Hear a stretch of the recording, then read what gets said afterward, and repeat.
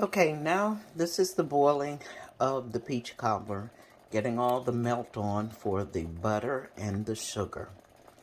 And this has been going on for about 3 to 5 minutes. And I'm going to give it a couple of more minutes before I add it to the pan. Here I've readied the pan that I'm going to use. And so I'm going to add the peach cobbler to it. And then I have my biscuits ready to go. I use 2 cans of Kroger biscuits, and I'm going to add them, layer them in with the peach cobbler and its juice. And I'll still be adding more butter because it makes it taste so great. I'm adding the biscuit dough. And this is the benefit. In the old days, they used to make those homemade biscuit dough. But it's so much easier for us now because we can simply buy our biscuits. And I got the buttery kind, and I got some flaky kind. And I'm mixing them in. I hope you can see that. Bring it over a little more. I'm getting better at this. I'm not great yet, but I'm going to get better. So we kind of sparse that in there. And we're going to add a few more peaches on top, because you want a nice crusty cover here. So that when you're digging down, the biggest thing about a cobbler is that you want to be able to get down into that bread and then have that juicy peach to come up. You don't want it to be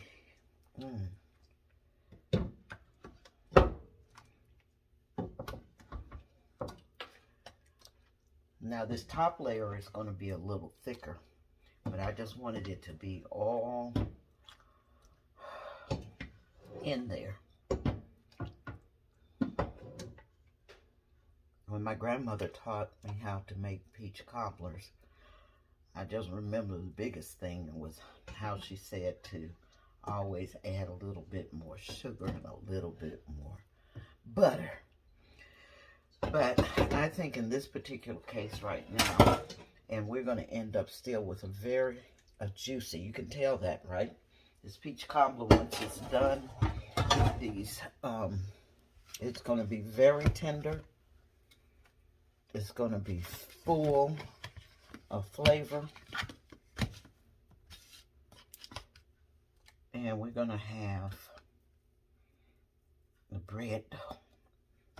Just going to, a biscuit dough. Now, for some people that don't know the difference between a cobbler and a pie, is that a cobbler does not have a bottom crust. Now, although sometimes when I make a cobbler, I do put one thin layer of a crust, and I might even take the frozen pie, the instant pie crust, like pie crust, and I'll roll it out just like I'm rolling some real bread, and I'll roll it out over the and then put the little slices over the top like one would do a pie. But let me see, did I get all of the biscuit? Oh no, we have some more. All right. I have a very small kitchen, so I'm trying to utilize my space as best I can to show you exactly how I like to try to cook in my little space. I teased one of my friends and I said, well, I can't get in the video because I'm bigger than my kitchen. So you won't see me for a while, if ever. Now, since we've got that pretty well nicely covered with the biscuit dough, oh my God, this is absolutely going to be good. Now what I'm going to do, now you see this is the one with the butter, how yellow it is. I hope you can see that. And then these are just regular buttermilk flake biscuits. Now, oh my gosh. The next thing I'm going to do is add a little bit more cinnamon on top. just sprinkle a little cinnamon on top. I'm going to, on this one, add a little bit of ground clove since I'm lacking in the, with the nutmeg. But this kind of gives it, you know, adds a little bit more spice to it too. And we're going to put that ground allspice.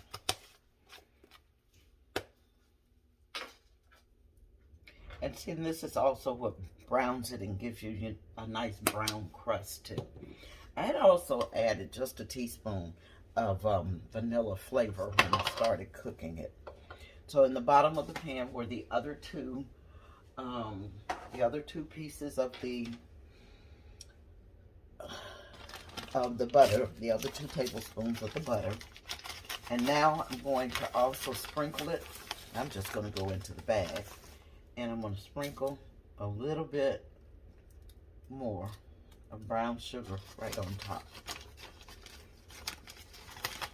And just to cover it and give it, it's going to give it that little crusty, a little bit of a crusty glaze taste when it's all done.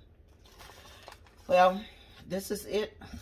Except I might add a couple more tablespoons of butter on top, or as my grandmother would call it, a few dots of butter, so that it'll melt down and also help in the browning of the bread. Okay, I'm glad that you're with me. I appreciate your liking my page. I appreciate you showing some interest, and I certainly hope that I get better at this and that I can get more followers. My sister asked me why hadn't I started writing down writing them down online. And I told her, I said, I'm just getting started at this, so I don't know what I'm doing yet. So we're trying. Anybody got any tips? I'll certainly take them. Yes. Marla. Come in. Hello. Hi. How you doing? Okay, thank